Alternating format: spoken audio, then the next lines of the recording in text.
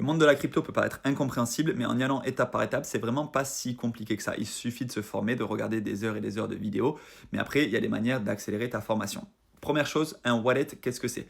Un wallet, tout simplement, ça va être la traduction de ton portefeuille, mais quand on parle de wallet, on va parler de décentralisation. Par exemple, tu as un compte sur Swissborg ou sur Binance ou sur Coinbase, là, c'est un portefeuille qui est centralisé.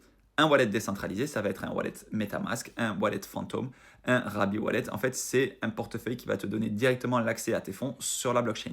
Donc, il n'y a aucun intermédiaire de confiance entre toi et ton argent qui est stocké sur la blockchain. Ensuite, Binance, qu'est-ce que c'est? Binance, c'est une plateforme d'échange centralisée.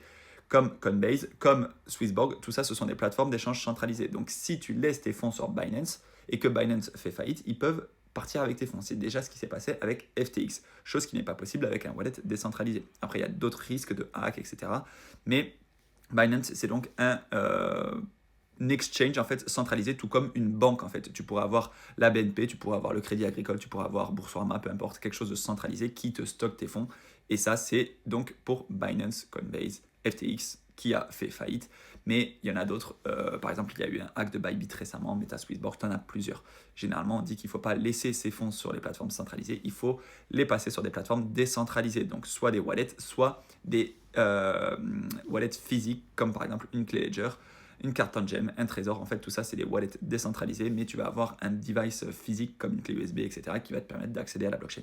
Et ensuite, la blockchain, c'est tout simplement une chaîne de blocs. Enfin, ça va être compliqué de te faire une description rapide de la blockchain, mais une chaîne de blocs où il y a des informations qui sont stockées à chaque fois qu'il y a quelque chose de nouveau, on va dire, dans le livre de compte, c'est inscrit dans la blockchain.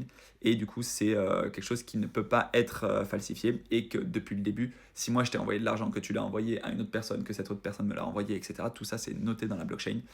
Et voilà, on va rester là. Si jamais tu veux avoir plus d'informations sur les différents termes techniques du monde des crypto-monnaies, je t'ai fait une formation justement, tu auras le lien dans ma bio, c'est une formation qui dure 2 heures, c'est ultra adapté aux débutants, d'ailleurs c'est pour les débutants, si tu es déjà un peu plus avancé, elle te servira à rien.